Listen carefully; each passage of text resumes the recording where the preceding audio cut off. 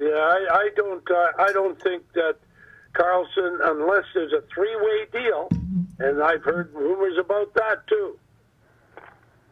Well, Phil, remember this conversation with your brother Frank D'Angelo. I'm telling you, Karlsson's coming to Tampa. Well, that'd be fine with us. I can guarantee he's coming to Tampa. Well, good. If he comes to Tampa, Frank, and you very well may be right, they better put a little more juice in the chewing tobacco.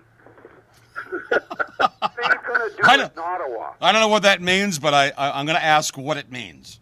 Well, it means you better get something with some pop to it.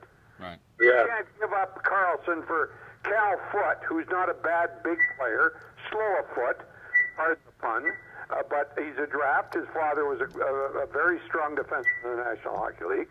And like those two guys, Johnson and the kid from Montreal, they're both players, but there's nobody there that can fill the void that Karlsson leaves. No. Yeah, but Phyllis Macedo hit the nail on the head. It's going to be a three-way deal.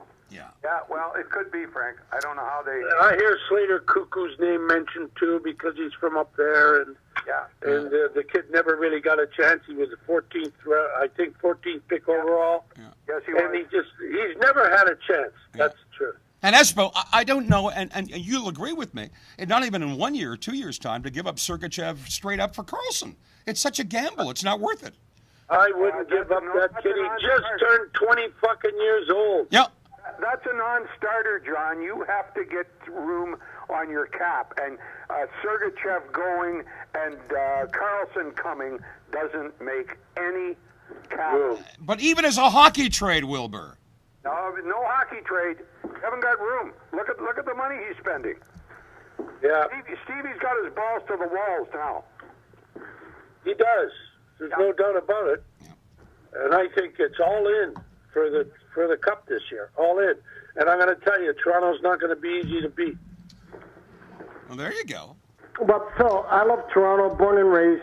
I think that the Toronto Maple Leafs, if they don't get at least one franchise defenseman, they're going to have a tough time winning the Cup.